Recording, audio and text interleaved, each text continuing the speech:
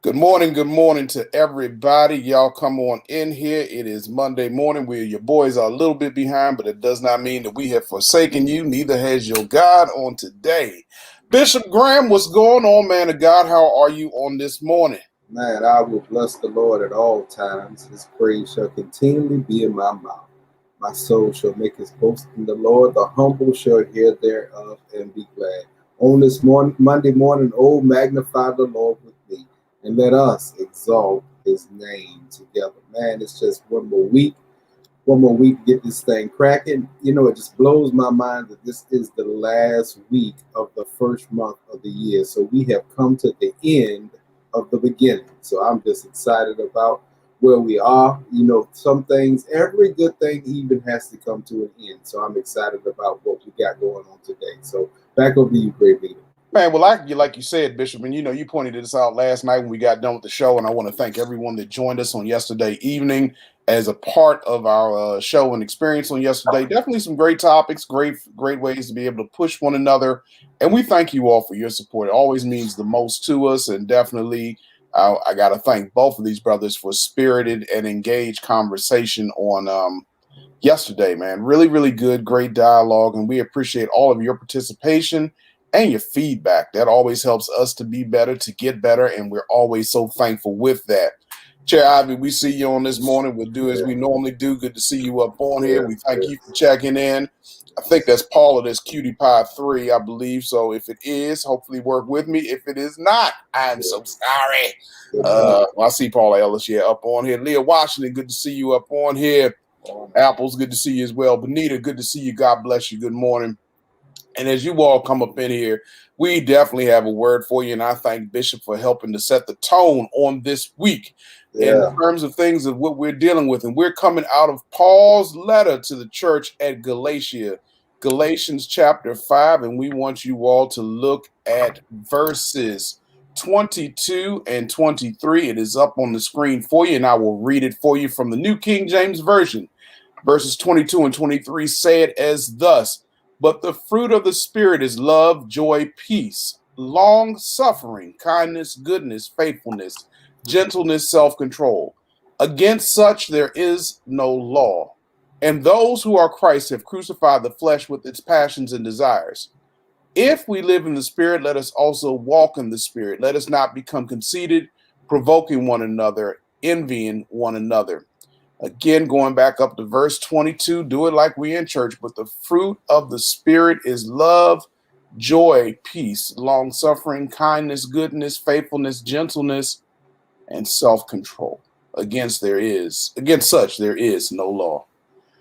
Bishop, I'll let you go ahead and set this up on today, man, and I will try to come back in and try to get some gravy up out of this thing on today, my brother.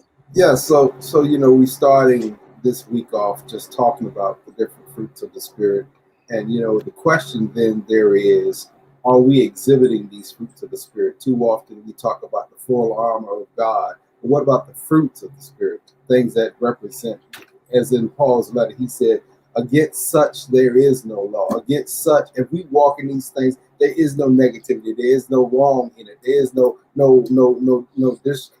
disconnection in it." But are you walking in the fruits of the Spirit? Are you living out these fruits of the Spirit? Are we walking in these different things? Are we walking in the spirit of love? Are we walking in the spirit of long suffering? Are we walking in the joy? Are we walking in the happiness? Do we exhibit those things in our lives? But I recognize that many of us do, so we must continue to exhibit those things so that in the season that we're talking about legacy building, that we will continue to build a legacy of righteousness and holiness and have something that those that are connected to us will be able to share. Sometimes it takes long suffering. Sometimes it takes patience. Sometimes it takes gentleness. Sometimes it takes those things that we don't want to do so that we might make a difference for the kingdom and be impactful for his name. Over to you. Well, Bishop, I'm going to try to make it plain like this. And I'm a visual person. One of the things that I have looked at, to be honest with you, is the fact of when I looked at this and dealing with the fruits of the Spirit, man, I went back and I thought about my grandmother. And one of the things that she could do, at least, and my grandmother was not a cook per se, but one of the things that she could do was make a fruit salad. Now, your boy here didn't necessarily like bananas in his fruit salad because of the texture and how they changed up when they sat in that fruit.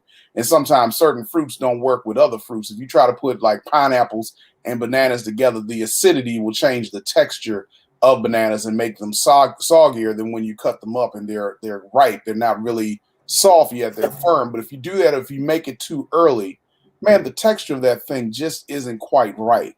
What I love about this is that this is not fruit salad. We don't get to pick out the ones that we don't like and don't want to deal with and keep the ones that we like.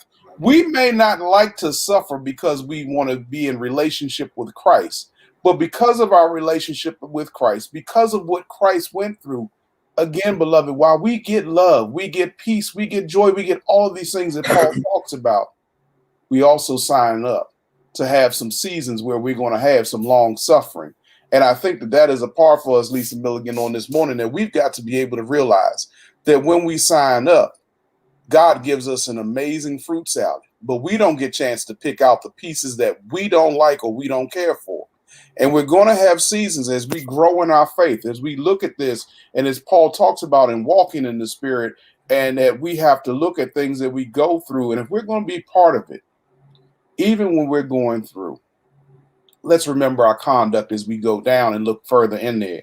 It says, let us not become conceited, provoking one another, envying one another.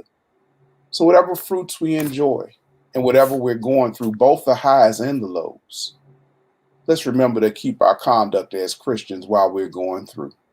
Because it's easy to lose sight of the fact that we have someone who's with us and we have someone who's watching us as well. And I wouldn't want to have Elohim be upset with me, and I wouldn't want Emmanuel, God, with me, to be disappointed because of my conduct, because of a season that I'm going through. So on the day, while we may go through some suffering seasons, let's remember it's part of the fruit in our fruit salad of life. Bishop, any last thoughts, my brother?